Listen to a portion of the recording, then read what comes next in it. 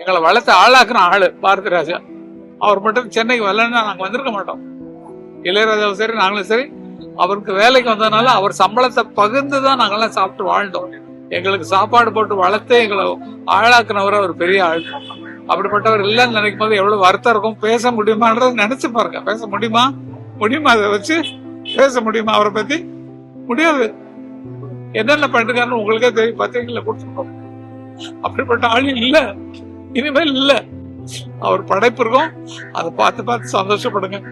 வேற நான் என்ன சொல்றது? அவ்வளவுதான். குடும்பம் கடைசி நேரத்துல இல்லைங்கிறது ஆதங்கப்பட்டீங்க. நோக்கம் அதெல்லாம் ஒண்ணு இல்ல. அது உள்ள எங்க ஃபேமிலிக்குள்ள நடக்கிற விஷயங்கள்லாம் வெளியே சொல்ல தயாரா இல்ல. ஓகே, அதெல்லாம் கேட்க கூடாது. இது எங்க ஃபேமிலிக்குள்ள என்னென்ன நடக்கும், அண்ணன் தம்பி அடிக்க வருவோம், இவங்க ஃபேமிலிக்கும் எங்களுக்கும் சண்டை வரும். அதெல்லாம் போடாதீங்கோ. இப்ப நான் சொன்னதே போடக்கூடாது.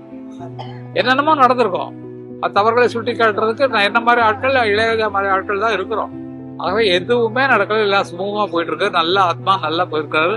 அவரு இருந்து எப்படி பல டைரக்டர்களை உருவாக்குறாரோ, அவருடைய படங்களை பார்த்து பல பேர் உருவாக்குறது தான் இது. என்ன அறிமுகப்படுத்துறது அவர் தான். செந்தூர பூவை பாட்டுகளை வச்சு என்ன வைரமுத்துவெல்லாம் அறிமுகப்படுத்தினது அவர் தான்.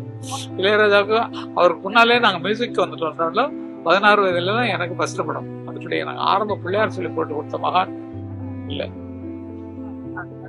ஆத்மா சாந்தி பெற எல்லாரும் வேண்டிங்க, எல்லாரும் வேண்டிங்க.